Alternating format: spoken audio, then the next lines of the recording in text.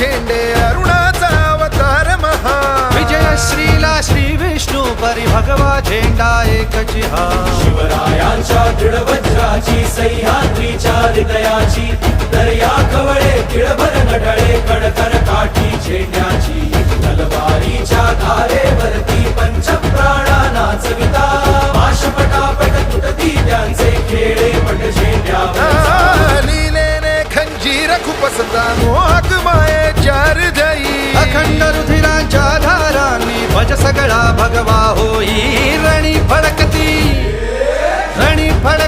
लाखो झेंडे